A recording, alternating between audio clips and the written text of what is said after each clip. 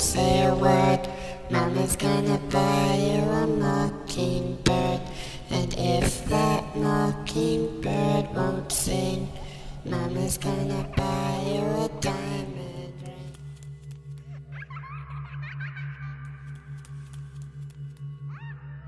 Hi everyone, I'm Amanda. And I'm Linzi, and welcome back to Blood and Black Lace, where we discuss what nightmares are truly made of.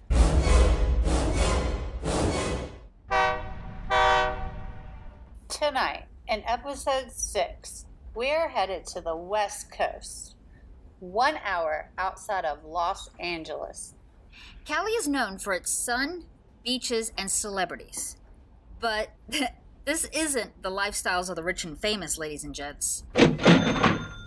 We're talking mysterious deaths, satanic worship, and a demon who lives at the top of the stairs. We're talking about the Barton Mansion at 20 Nevada Street in sunny and beautiful Redlands, California. And this haunted house has a creepy video that shows what might be proof of what waits for us in the dark. If you want to see the video, the link is posted in the description of this episode. Beginning in 1859, Dr. Benjamin Barton and his family purchased 640 acres of San Bernardino land for the most reasonable sum of $500. Settling into the area, Barton started working to acquire more land and came to own a very successful vineyard and winery. Then, Barton settled in San Bernardino in 1857. With more settlers passing through to settle in the new area of Los Angeles, Barton decided to retire as a practicing medical doctor in 1866. It was then that he began construction on what was to become the infamous Barton Mansion.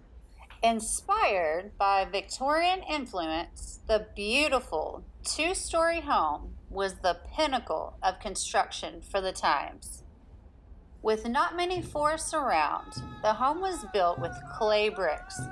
Paranormal historians have said that this was to be Barton's first mistake, as the clay that was used to build the home came directly from a nearby Native American burial ground. Shortly after Dr. Barton and his wife moved into the mansion, his 2 young daughters and wife died under mysterious circumstances. Locals claimed that the deaths were caused by Dr. Barton's desecration of the Indian cemetery. Advancing in age and shaken to his emotional core by the death of his wife and kids, Barton became a recluse. Shutting himself off to the outside world, Barton decided to contact another one, the underworld. After being quite educated, Barton made use of his extensive personal library to contact his wife and children. During this time, he became quite engrossed with magic rituals of satanic origin and principle.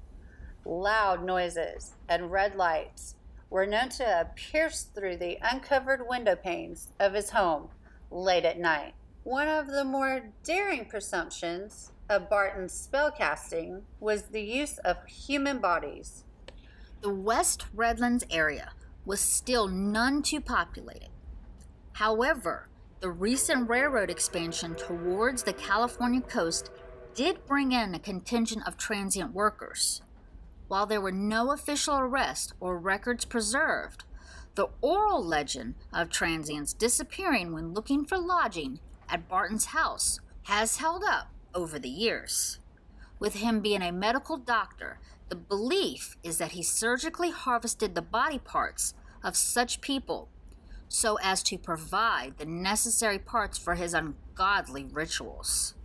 Without warning, in 1898, Barton died, with his death remaining a complete mystery. With immediate family all deceased, The mansion and property Barton owned went to extended family, who eventually ended up selling the property. Of all things, in 1920, the mansion was converted into a mental hospital. Over the next 50 years, the mansion was converted from a mental hospital into a nursing home for the terminally ill. 5 decades worth of mental insanity, coupled with the deaths from all the terminally ill in the mansion, did nothing but amplify the already dark matter in the mansion. Care workers had shared stories of seeing dark and menacing shadows dancing along the walls. Other workers reported objects moving and foul smells that were never fully explained. In the late 1970s, a storm destroyed part of the mansion, and it was officially closed and sold back to the local government. There's a wide range of different types of paranormal activity reported at the Barton Mansion. The sound of disembodied footsteps are common. Others have reported an intense feeling of being watched by a very unwelcoming source. There are even reports of people who have seen the demonic face watching them as they ascend the staircase. Disembodied voices have been heard, and shadowy figures have been seen darting up and down the staircase. There appears to be no shortage of paranormal activity at the Barton Mansion.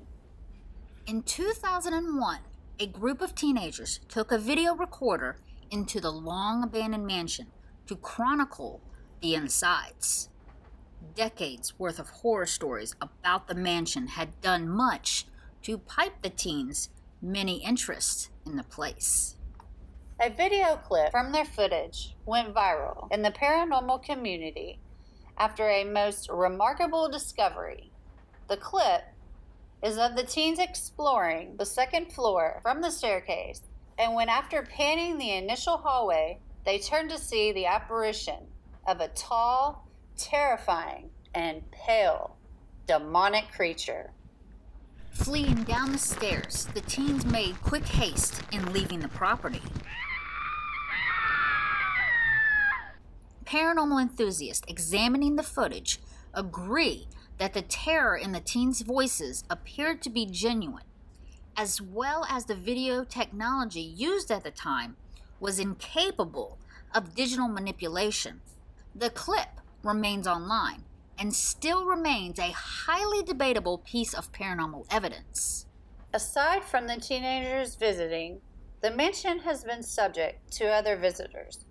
Nearby residents had reported seeing hooded figures entering and leaving the mansion, as well as finding discarded animal carcasses near the property, insinuating that rituals were taking place. Today, the mansion was bought, sold, and converted into a spacious office complex, as well as an event hosting business. Picturesque with modern update, the mansion still exists, totally unassuming from the outside, but still with a dark history on the inside.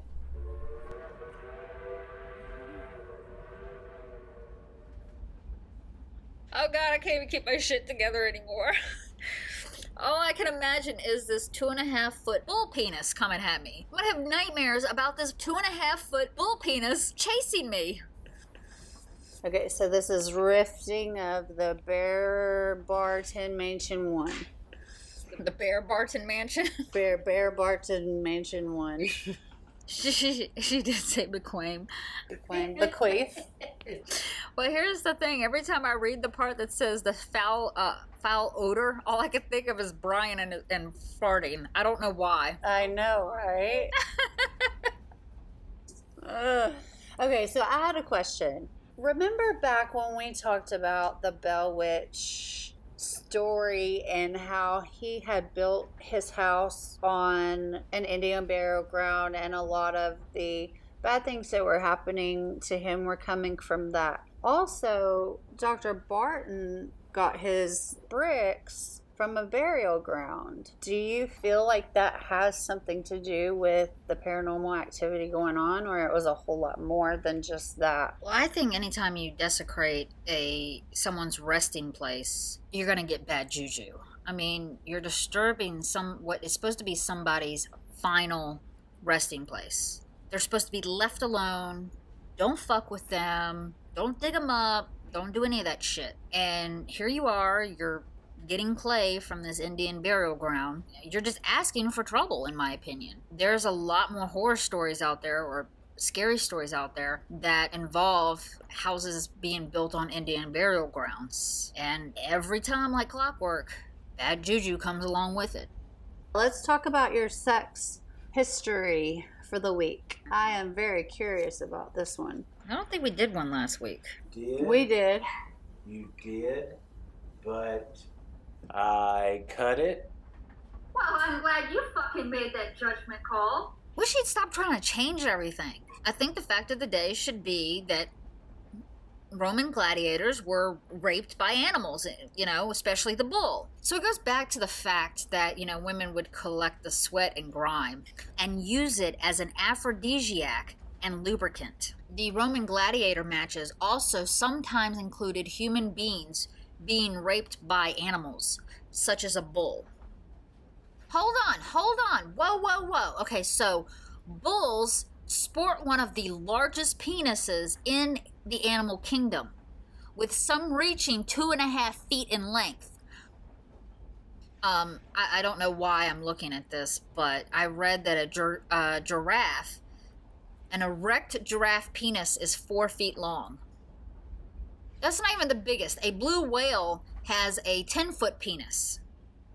Do you know why the ocean is so salty? Because of whale ejaculation.